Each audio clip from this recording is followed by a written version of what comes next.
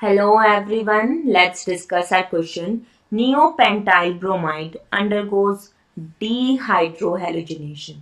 Dehydrohalogenation का मतलब सबको पता है कि एक हेलोजन एटम और एक हाइड्रोजन का एटम क्या होता है, रिमूव होके एलिमिनेशन रिएक्शन देता है to give alkenes.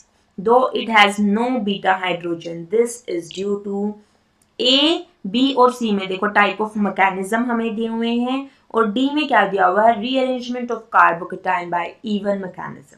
तो देखो हम अच्छे से इसको समझते हैं। पहले हम नियोपेंटाइल ब्रोमाइड का स्ट्रक्चर बना लेते हैं। ठीक है, ये हो गया हमारा नियोपेंटाइल ब्रोमाइड। सबसे पहले क्या होगा, Br नेगेटिव रिमूव होके कार्बोकेटाइन बना लेगा।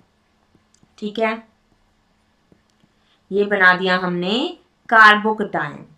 अब जब भी कार्बोकेटाइन बनता है तो हमें क्या देखनी है, पॉसिबिलिटी ऑफ रीअरेंजमेंट, ताकि हम अगर पॉसिबल है तो ज्यादा स्टेबल कार्बोकेटाइन से मेजर प्रोडक्ट बना सके।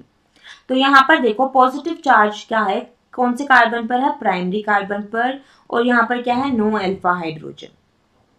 अगर एक पॉसिबिलिटी ये है रीअरेंजमेंट की, मैं ये मिथाइल ग्रुप उस बॉन्ड के साथ क्या करूं, इस कार्बन पर शिफ्ट कर दूं जहां पर पॉजिटिव चार्ज है, तो हमारा पॉजिटिव चार्ज तो देखो दूसरे कार्बन पर आ जाएगा जहां से CH3 गया है।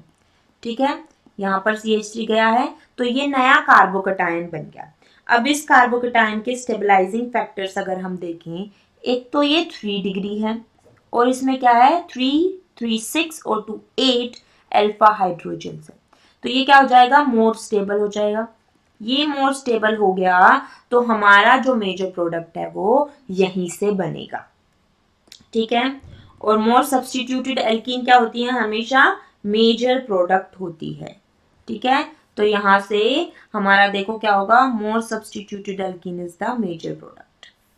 CH3 C CH3 double bond C CH3 और इस डबल बॉन्ड इन कार्बन पर क्या है, एक हाइड्रोजन और प्रेजेंट है।